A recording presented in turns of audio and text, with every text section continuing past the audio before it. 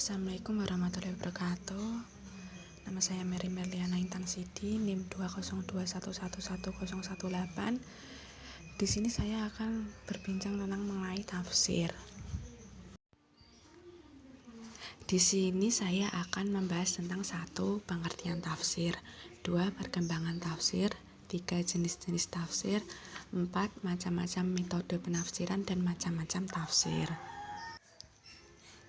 1. Pengertian tafsir. Dalam Kamus Al-Munawwir, tafsir diartikan dengan lafadz al-idlal wal al-syarh atau penjelasan dan komentar, serta diartikan dengan al-bayan atau keterangan. Secara etimologi, kata tafsir berasal dari al-fasru yang berarti jelas dan nyata.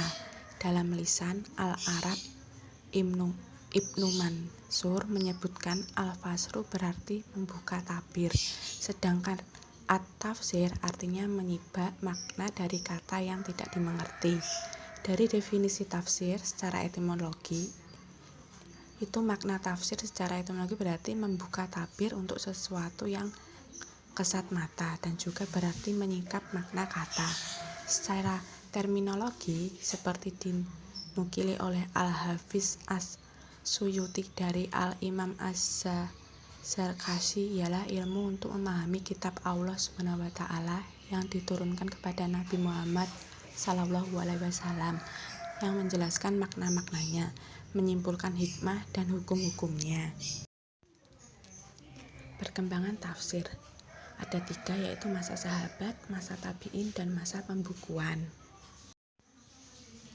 Yang pertama pada masa sahabat, Ibnu Khaldun dalam kitab Mukadimahnya menjelaskan bahwa Al-Quran diturunkan dalam bahasa Arab, memahaminya dan mengetahui makna-maknanya, baik kosakata maupun susunan kalimatnya.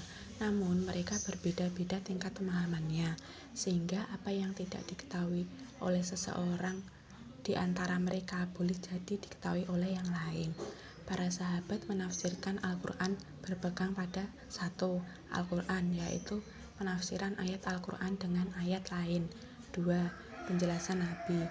Mereka bertanya langsung kepada Nabi apabila menemui kesulitan dalam memahami makna Al-Quran. 3. Pemahaman dan ijtihad. Di antara para sahabat yang terkenal banyak menafsirkan Al-Quran adalah 4 Khulafa Ur-Rasyidin. 2. Masa tabi'in. Pada masa Khalifah Utsman, sahabat-sahabat besar diizinkan keluar dari kota Madinah untuk mengajarkan agama di daerah-daerah taklukan.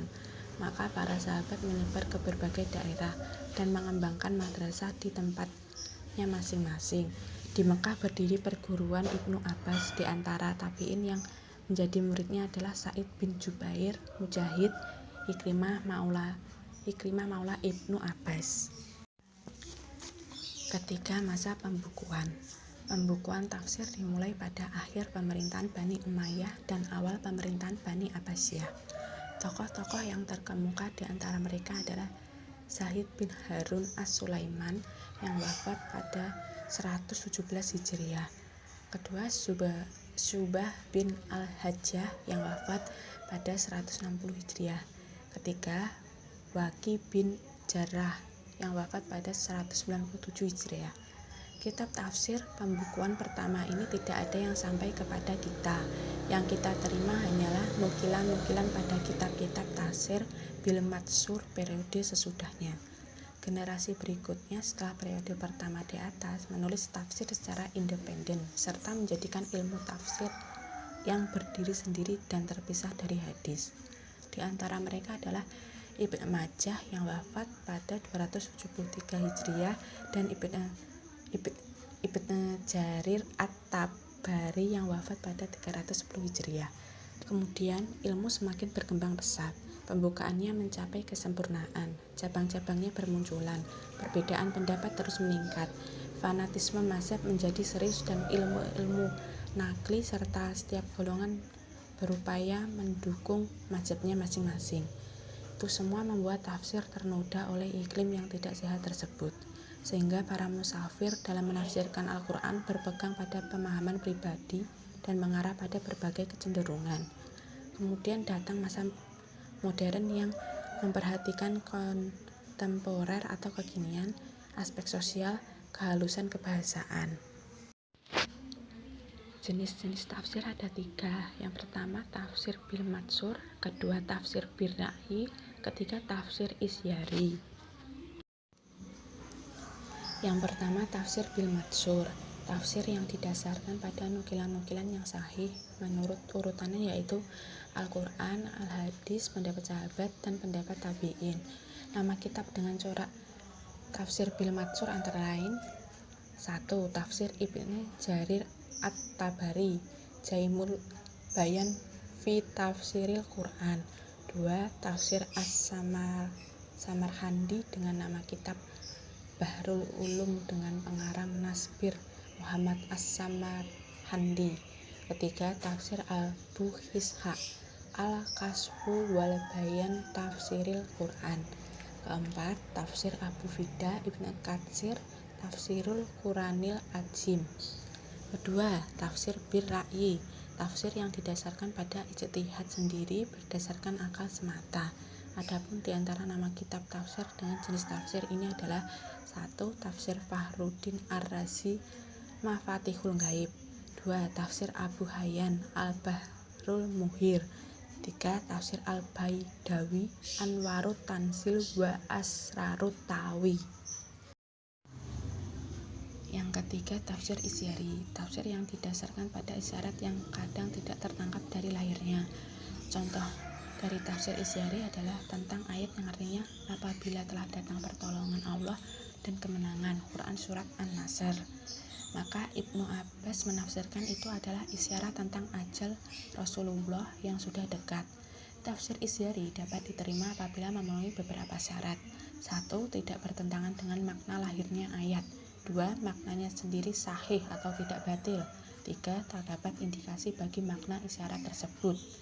Adapun di antara nama kitab tafsir dengan jenis tafsir isyari ini adalah: 1. Tafsir Garaibul Quran Warahaibul Furqan karya Syekh Nismuddin Al-Hasan bin Muhammad Al-Husain Al-Qurasin An-Naisabur.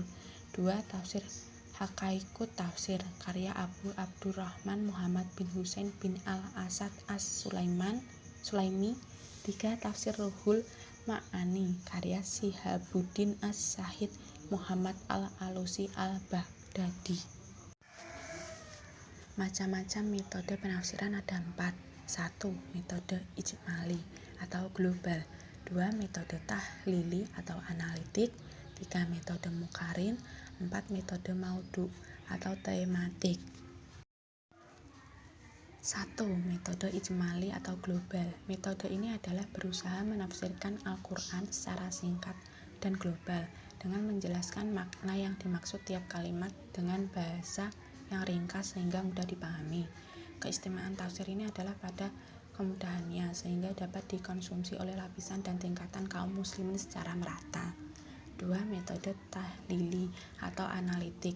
Metode ini berusaha menjelaskan kandungan ayat Al-Quran dari berbagai seginya dengan memperhatikan runtutan Al-Quran. Tafsir ini dilakukan secara berurutan ayat demi ayat dari awal hingga akhir. Kelemahan metode ini adalah bahasanya amat teoritis, tidak sepenuhnya mengacu kepada persoalan khusus yang mereka alami dalam masyarakat mereka. Yang ketiga, metode muqarin. Tafsir ini menggunakan metode perbandingan antara ayat dengan ayat atau ayat dengan hadis, atau antara pendapat para ulama tafsir. Yang keempat, metode maudhu'i atau tematik, yaitu memilih satu tema dalam Al-Quran untuk kemudian menghimpun seluruh ayat Al-Quran yang berkaitan dengan tema tersebut, baru kemudian ditafsirkan untuk menjelaskan makna tema tersebut. Metode ini adalah metode tafsir yang berusaha mencari jawaban Al-Quran dengan cara mengumpulkan ayat-ayat Al-Quran. Macam-macam tafsir dibagi menjadi 2, yaitu tafsir bil dan tafsir bir ra'yi. Yang pertama, tafsir bil adalah tafsir yang berlandaskan naqli yang sahih dengan cara menafsirkan Al-Quran dengan Al-Quran atau dengan sunnah, yang merupakan penjelasan kitabullah atau dengan perkataan para sahabat yang merupakan orang-orang yang paling tahu tentang kitabullah, atau dengan perkataan tabi'in yang belajar tafsir dari para sahabat. Cara tafsir bil matsur adalah dengan memakai atsar-atsar yang menjelaskan tentang makna suatu ayat dan tidak membicarakan hal-hal yang tidak ada faedahnya selama tidak ada riwayat yang sahih tentang itu. 2. Tafsir bil ra'yi adalah tafsir yang berlandaskan pemahaman pribadi penafsiran dan istimbatnya dengan akal semata. Tafsir ini banyak dilakukan oleh ahli bid'ah yang meyakini pemikiran tertentu kemudian membawa lafaz-lafaz Al-Quran kepada pemikiran mereka tanpa ada pendahuluan dari kalangan sahabat maupun tabi'in.